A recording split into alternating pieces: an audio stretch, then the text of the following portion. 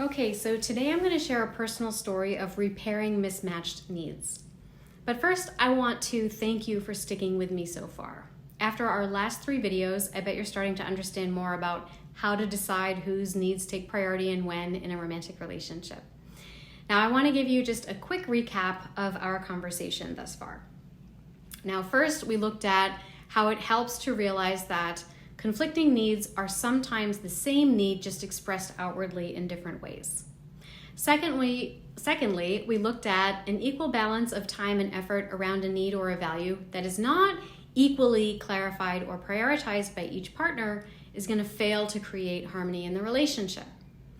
And then we looked at how timing is also an important factor in this process, because relationships have developmental phases and stages just like anything else, and these things are often weighed and calibrated over time. Now, if you're ready to go even deeper, I invite you to stick around because I'm going to talk more about my private training for Healing Hungry Love, which is an introduction to my live group coaching program. In that, I'm going to share my 4-phase framework for going from insecure to self-sovereign. So I invite you to stick around. I'm going to tell you a little bit more about that. Now, in my last video, we mentioned that there are going to be things that you don't like about the person that you're attaching yourself to, no matter who they are, no matter how perfect they might seem to be at first. And these contrasts or conflicts will reveal themselves over time. But the gift is that it will always be a reflection of what you repress within yourself. And here is where the spiritual growth in relationship is possible, because now you get to become increasingly aware of it and integrate it into your experience. Now, to really drive this home today, I'm going to wrap up our discussion by dropping from the head into the heart, and I'm going to share a personal example of conflict resolution with my partner. Now, in this example, you're going to see how our inner conflicts came alive and projected into our outer conflicts. You're also going to learn 5 steps on how to prevent conflict in your relationships. And that includes stopping a triggered conflict before it spirals out of control, and how to repair a conflict in a way that deepens the intimacy between you. All right, so if you're new to my online community, welcome. My name is Briana MacWilliam, and I'm a licensed and board-certified creative arts therapist, author, and educator with more than 15 years in the field, helping adults struggling with insecure attachment attract those soul-shaking relationships that they want. And ideally doing it without years spent in therapy or salesy gimmicks with no results to show for it. All right, so let's dive into our content for today. Now, the first thing we're going to talk about is how our inner conflicts can get projected into our outer conflicts. Now, in my own relationship, this came alive when my partner expressed possessive jealousy, which I felt was unprovoked, and it made me angry and annoyed. But luckily, I was able to kind of hit the pause button long enough to dig into it without succumbing to those feelings of being smothered and trapped. Now, in our, albeit heated discussion, we did realize that this argument happened to occur the same week that I had freaked out about how much weight I've gained. And on Monday, I was lamenting that I had lost control of myself, and as a result, he's just never seen me at my best. And so my self-recrimination stemmed from feeling like I wasn't worthy enough as a woman because my physical appearance wasn't what I thought it should be. And then his response to my self-criticism was to feel rejected himself and to question my feelings for him. Was I as critical of him as I was of myself? And so unconsciously, that made him feel unsafe in the relationship and question his worthiness as a man in my eyes. And feeling unsafe led to feeling insecure, which led to a fear of loss, which led to wanting more control, which led to finding a trigger in the environment on Wednesday that sparked this intense jealousy and provided a justified outlet for that kind of anxiety.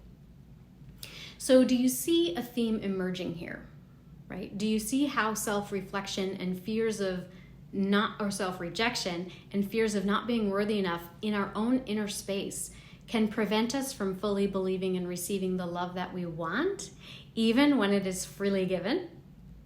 Now, I was almost pushing his love away without even meaning to, just by beating myself up. So how did we direct this angry, fearful, and defensive momentum in the moment? Well, I want to offer you 5 steps on how to prevent a conflict from spiraling out of control. First, you want to acknowledge what you are feeling in the moment without judgment. Now, in my situation, when my partner became jealous, I felt trapped and controlled, which meant that I had abandoned the truth of my own power and control, and that felt unsafe. And he felt like I was abandoning him by choosing someone or something that I thought was better, and therefore I was emotionally abandoning him while holding him up to an unfair standard. Now, acknowledging that this was how we felt while suspending judgment allowed us to open up to what was underneath those feelings.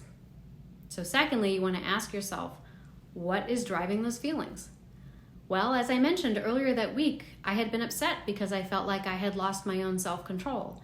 And this argument highlighted that for me in a very visceral way, because my partner was mirroring back to me his fears stemming from past wounds about failure and abandonment. So in my case, I needed to feel safe, seen, and heard. I also needed to know that he still desired me, even though I didn't feel like I was at my best. And he needed to feel reassurance that I still found him attractive and that he wasn't being compared to some other ideal in my head. And so we both needed to feel valued and appreciated for who we really were, not what we just looked like. Now, thirdly, you want to communicate what you are thinking and feeling to your partner without blame or criticism. Now, in the moment, I could feel my heart racing and I was physically revving up for a fight. But instead I said, I'm feeling triggered and a little concerned, a little cornered, and I need to take a pause and breathe because I notice I'm having a lot of negative thoughts in my head and I feel a pressure to say things that I know I don't mean. Now, even though he was angry with me, he was able to accept that because he felt the same way. And we both sat in silence for a bit while he got a glass of water. Then I started the conversation again, and I was focusing on the feelings that were going on inside my body and what his accusations were stimulating for me historically and emotionally. Now, I wove into my words reassurances to address his fears, and I tried to draw his attention to the ways in which I have demonstrated my love and commitment throughout our relationship. Now, the fourth thing here is to listen to your partner's side of the story without interruption. Now, because I avoided using blaming words and I kept my body language open with a softer voice and intonation, my partner was better able to hear what I was saying, and he listened without interrupting me. He also responded by expressing himself similarly, while pointing out specific things that I had said or done that led him to make certain assumptions about my investment and my attitude, which I had not been aware of. I also listened without interruption. I validated his feelings, and I reflected back to him from his perspective how I could see the way in which he came to those conclusions. And I could. And so after those assumptions, however, those assumptions were not true in my experience. And then I shared how I had been thinking and feeling very differently around those issues that he was raising, which ultimately put him at greater ease, right? So then the last one is to brainstorm possible solutions together without criticism or judgment. So in this case, my partner agreed that if he starts to make negative assumptions while bottling up how they were making him feel, instead, he would come to me first so that we could talk it through together and prevent unnecessary conflict. And I made the same agreement. I also privately committed to loving myself more and being more sensitive to which emotional topics of inner conflict needed to be processed between us and which topics were actually best processed in an alternative way, such as with a therapist or a close girlfriend or in my own meditations and methods of emotional processing. Now, this experience was a really good reminder that while it's not my partner's job to be my emotional organizer, a relationship can still be a fun container in which you get to contribute to each other's emotional growth and well-being. And if you can do these steps mindfully with an open heart, then you will find that the majority of conflicts can quickly be resolved, and the intimacy can actually deepen as a result of the way that you repair it. Now, if you struggled with knowing how to sift and sort through the noise of triggered responses and spiraling conflicts, and you want to be able to hit the pause button long enough to process those real underlying fears so you can heal and grow in love, then I invite you to join my free private training on healing hungry love. And this is a private training for folks with insecure attachment styles who want to break through their mindset blocks. They want to amplify their attractive energy, and they want to step into their self-sovereignty, whether they are partnered or single. Now, specifically, this training is going to showcase the highly effective 4-phase framework that I use in my flagship group coaching program, Hungry Love Masterclass. This is an online group coaching program that is going to hold your hand through these radically transformational stages so that adults struggling with insecure attachment can feel more secure and confident in their relationships. Okay. Now, if you're interested in joining me for this free private introductory training, make sure that you click the link in the caption of this video. We are really interested in working with people who are dead serious about this. So there is a very quick application process. All applications are manually reviewed by myself and my administrative team.